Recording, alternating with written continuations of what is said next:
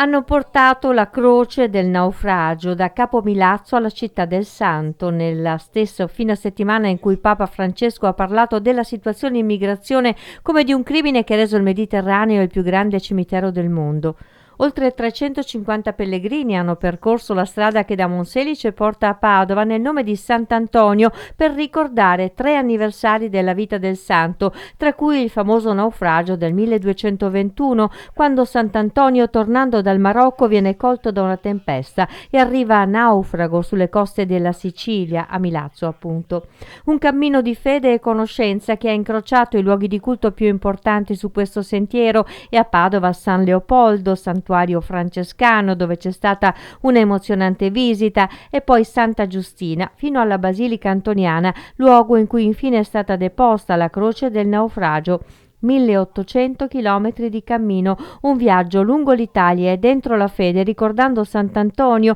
che nel 1220 decide di lasciare ogni cosa della sua vita e seguire San Francesco, e anche il momento in cui la sua fede si manifesta nella sapienza che ne fece uno dei più grandi oratori della Chiesa, quando nel 1222 pronuncia la sua prima predica da frate francescano a Forlì, dopo il ritiro solitario all'eremo di Monte Paolo.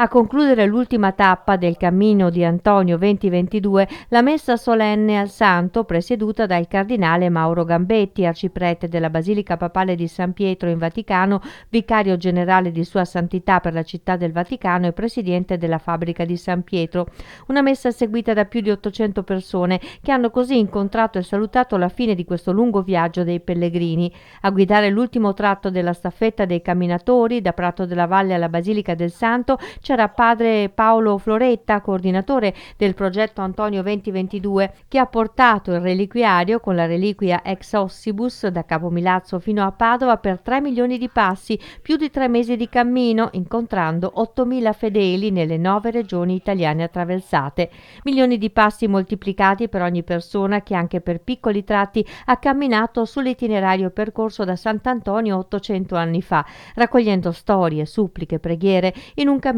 che a Padova già si apre ad una nuova iniziativa con l'inaugurazione della mostra La Voce e il Miracolo, curata da Suor Maria Gloria Riva, con le opere di 27 artisti italiani per riflettere e ripensare nell'oggi le figure dei santi Antonio e Francesco.